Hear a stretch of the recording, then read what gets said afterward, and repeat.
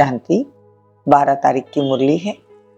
ज्ञान के सागर, आनंद के सागर, शिव परमात्मा कहते मीठे बच्चे, तुम्हें 100% सर्व गुणों में संपन्न बनना है। दिल दर्पण में देखना है कि हम कहाँ तक पावन बने हैं।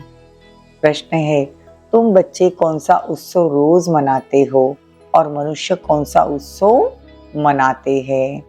प्रश्न है, तुम दैवी धर्म की स्थापना का अर्थात भारत को स्वर्ग बनाने का उत्सव रोज मनाते हो। रोज तुम्हें मनुष्य को देवता बनाने की सैपलिंग लगानी है। वे मनुष्य को जंगल में कांटों की सैपलिंग लगाते हैं ना, वो जो मनुष्य है वो क्या करते हैं, कांटों की सैपलिंग लगाते और नाम देते थे वनोत्सव। पर तुम कांटों से फूल बनाने का रोज उत्सव मनाते हो। तुम्हारे जैसा उत्सव और कोई मना नहीं सकता। गीत है, मुखड़ा देख ले प्राणी, ओम शांति। ये किसने कहा? या तो है ही बाप और बच्चों का सम्मुख मिलन। बच्चों को दिव्य चक्षु, ज्ञान का तीसरा नेत्र मिला है देखने के लिए, क्योंकि पतित अथवा पाप आत्माएं तो सब थे। पतितों को पावन बनाने के लिए बाप श्रीमत देते हैं। बाबा तुम बच्चों को समझाते हैं, ये तो जरूर सब पतित थे, अभी तुम देखो कहाँ तक पावन बने हैं। देखो हम पावन कहाँ तक बने हैं, हमको देखना है।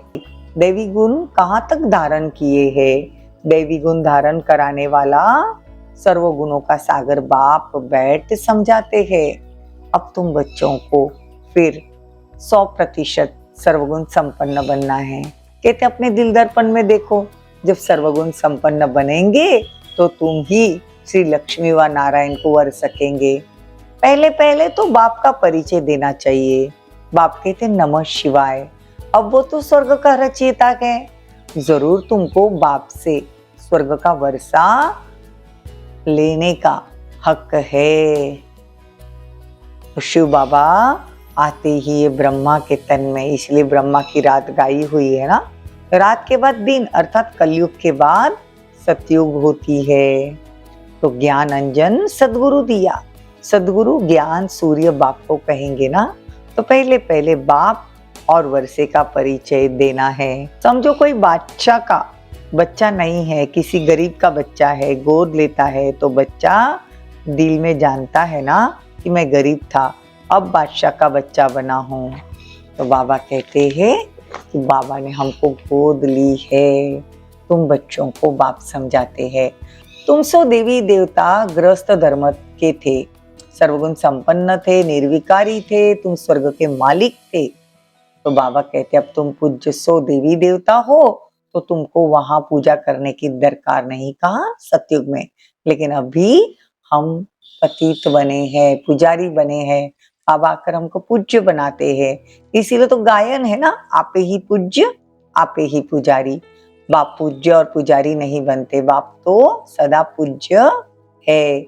भक्ति मार्ग में ब्राह्मण लोग मंदिर में शिवलिंग रखते ना, तो फिर बाप की बैठ पूजा करते हैं। अभी तुम बच्चे जान गए हो कि जो अच्छे कर्तव्य करके जाते हैं उन्हों की महिमा गाई जाती है। अभी तुम माता पिता उस निराकार को कहते हो। तुम्हारे में भी सहज राजयोग और ज्ञान की शिक्षा से हम सुख घनेरे पाएंगे। उसके लिए तुम पुरुषार्थ करते हो। दिन प्रतिदिन बाबा नई नई पॉइंट समझाते हैं। जहां तक जीना है अंत तक बाबा कहते तुम्हें पढ़ना पड़ेगा। पॉइंट्स निकलती रहेगी, ऐड होती जाएगी। परम पिता परमात्मा बाप के साथ तुम भी सर्विस कर सकते हो। जैसे कोई शरीर छोड़ देता है, फिर उसकी आत्मा को बुलाते श्राद्ध खाने के लिए। आत्मा को खिलाते हैं ना, आत्मा ही स्वाद लेती है कड़वा मीठा का। तो दुख सुख ये सब आत्मा को भासना है, आत्मा में ही संस्कार है।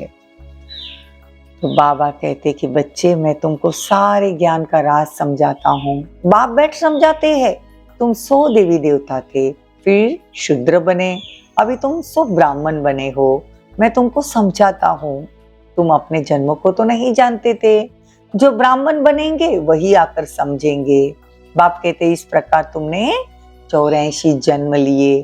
कहा जाता है ना 21 पीढ़ी का वर्षा, तो बेहद का बाप बेहद का सुख का वर्षा देगा। तो शिव बाबा आकर हम बच्चों को, मतलब हम पार्वतियों को अमरनाथ की कथा सुनाते हैं, सत्यनारायण की कथा भी वही सुनाते हैं, तो ज्ञान का तीसरा नेत्र देने की कथा भी सुनाते हैं। तुम सतयुग में राधे कृष्ण का जोड़ा बन सकते हो। और बाबा कहते तुम ऐसी सर्विस भी कर सकते हो, सबको कह सकते हो कि आओ हम आपको समझाए, तुम सच सच स्वर्ग के प्रिंस कैसे बन सकते हो। एक धर्म सतयुग में था, एक मत थी, एक भाषा थी, वहाँ ताली नहीं बजती थी, विश्व के मालिक थे और कोई धर्म नहीं था। ऐसा बहुत अच्छे से सामने वाले को तुम समझा सकते हो। अपने पिछाड़ी औरों को बुलाते हैं कि आओ, तो सतो रजो तमो में तुमको आना ही है। मतलब ये चक्र कैसे घूमता है, ये वर्ण कैसे घूमते हैं, बाबा कहते तुम सर्विस में बता सकते हो। सब बतलाते हैं, गॉड फादर आओ, आकर के हमको हेवन में ले जाओ। हेवन कोई मुक्ति को, कोई जीवन मुक्ति को समझते हैं, तो जीवन मुक्ति को कहा जाता है हेवन। तुम्हारा सैपलिन अब लग रहा है, फिर जंगल के कांटों का सैपलिन लगा रहे। कितना रात दिन का फर्क है दुनिया वालों में और हम में। हम कैसा उत्सव मनाते हैं। तुम देवी धर्म स्थापन का अर्थात भारत को स्वर्ग बनाने का रोज उत्सव मनाते हो, रोज मनुष्य से देवता बनाने का पुरुषार्थ करते हो। कांटों से फूल बनना ये तुम्हारा रोज का उत्सव है। भगवान फिर जरूर तुमको इनाम भी देगा। तो तुम बच्चे जानते हो, शिव बाबा की श्रीमत से हम शिवालय में जाएंगे जहां सदैव सुखी रहेंगे। तुम सदा सुखी थे, माया ने हमको दुखी बनाया, ग्रस्त व्यवहार को अधर्मी बना दिया। वहां तो ग्रस्त व्यवहार भी धर्मी होता है। अभी तुमको बाप शिष्टाचारी दैवी ग्रस्त धर्म वाला बना रहे हैं। पहले मुख्य बात है बाप का परिचय देने की। याद रखो, हमारे 84 जन्म पूरे हुए, फिर हम कल आकर राज्य करेंगे। दिल दर्पण में अपनी शक्ल देखते रहो, कोई अवगुण तो हमारे में नहीं। अच्छा, मीठी मीठी सिकिल दे बच्चों प्रति माता पिता बाप दादा का याद प्यार और गुड मॉर्निंग। रूहानी बाप की रूहानी बच्चों को नमस्ते। हम रूहानी बच्चों की रूहानी माता पिता बाप दादा को याद प्यार गुड मॉर्निंग नमस्ते। थैंक यू, बहुत बहुत शुक्रिया। धारणा के लिए मुख्य सार। योग बल से विषय वैतरणी की बड़ी खाड़ी को पार करना है। उल्टे संकल्पों में मुरझाना नहीं, मजबूत रहना है। पूजनीय बनने के लिए बाप के साथ भारत को सिरताज बनाने की सेवा करनी है। वरदान, ट्रस्टी बन लौकिक जिम्मेदारियों को निभाते हुए अथक रहने वाले डबल लाइट भव। लौकिक जिम्मेदारियों को निभाते हुए सेवा की भी जिम्मेदारी निभाना, इसका डबल लाभ मिलता है। डबल जिम्मेदारी है तो डबल प्राप्ति, लेकिन डबल जिम्मेदारी होते भी डबल लाइट रहने के लिए स्वयं को ट्रस्टी समझकर जिम्मेदारी संभालो तो थकावट का अनुभव नहीं होगा। जो अपनी गृहस्थी अपनी प्रवृत्ति समझते हैं उन्हें बोझ का अनुभव होता है। अपना है ही नहीं तो बोझ किस बात का। स्लोगन, सदा ज्ञान सूर्य के सम्मुख रहो तो भाग्य रूपी परछाई आपके साथ रहेगी।